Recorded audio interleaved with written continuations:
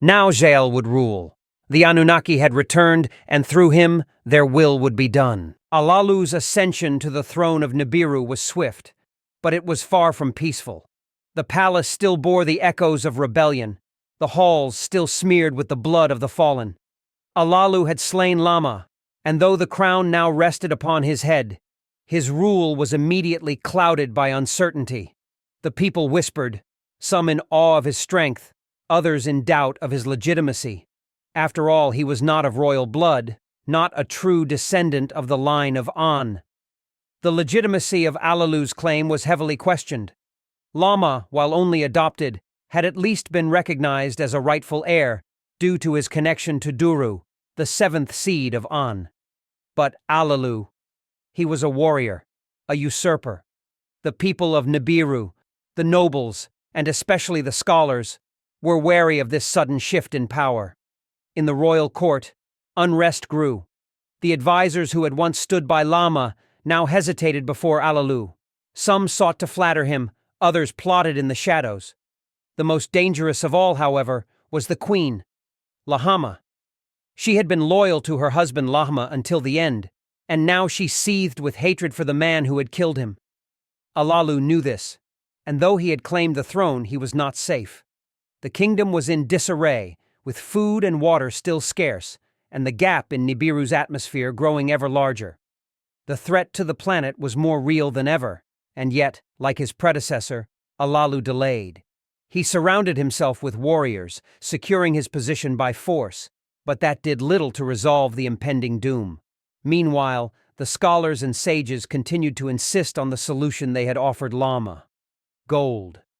It was said that gold, when ground into a fine dust and scattered into the atmosphere, could repair the hole in the sky, restoring balance to Nibiru. Alalu, however, was hesitant. The hammered bracelet, where the gold was thought to be abundant, was far away, and sending ships to mine the gold would deplete the kingdom's already stretched resources. His rule was new and fragile. Any misstep could lead to another rebellion. But Nibiru's crisis worsened. The crops withered, the rivers ran dry, and the people grew more desperate by the day. Alalu's grip on the throne tightened as the nobles murmured amongst themselves, wondering whether another king might be better suited to lead them through these troubled times. One noble in particular rose in prominence during this period: Anu, a prince from a lesser branch of the royal family, but still descended from the line of An.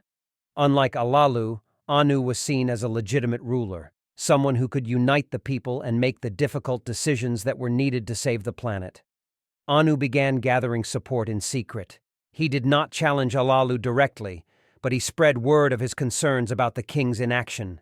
The people, already restless, began to rally behind Anu, seeing in him a potential savior. The scholars, too, looked to him, hoping that with his bloodline and wisdom, he might be the one to lead Nibiru to salvation. As the tensions in the kingdom rose, Alalu made a decision. He could no longer delay. The solution, though risky, was clear. He would send a team to the hammered bracelet to retrieve the gold. It was the only way to repair the atmosphere and secure his rule. He chose his most trusted warrior, Zu, to lead the mission, and soon a fleet of ships departed for the distant asteroids. The journey was long and treacherous. The hammered bracelet was a dense field of asteroids that posed a significant danger to any spacecraft attempting to navigate it. But Zu and his team were determined. After weeks of perilous travel, they reached the asteroids and began mining the precious gold. Back on Nibiru, Alalu awaited their return anxiously. The nobles continued to grumble, and Anu's influence grew. Alalu knew that if the mission failed, his reign would come to an abrupt and violent end. The people would turn to Anu, and the throne would slip from his grasp just as quickly as he had seized it. Finally, after what felt like an eternity, Zu and his team returned. They brought with them a vast quantity of gold, more than enough to begin the process of repairing Nibiru's atmosphere. The scholars quickly set to work, grinding the gold into a fine dust and preparing it for dispersal into the air. As the golden dust was released into the atmosphere, the skies above Nibiru began to change. Slowly but surely, the hole in the sky began to close, and for the first time in many years, there was hope.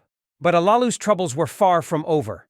The success of the mission had bolstered his position, but it had also emboldened his enemies. Anu, seeing that the crisis had been averted, knew that his time to act had come.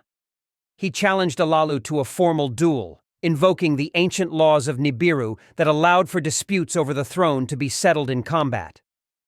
Alalu, though a fierce warrior, was not foolish.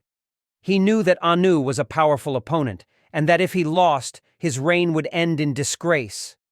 But to refuse the challenge would be seen as a sign of weakness, and he could not afford to appear weak. He accepted the duel, and the people of Nibiru gathered to witness the outcome. The duel was fierce, with both men fighting with all the strength and skill they possessed.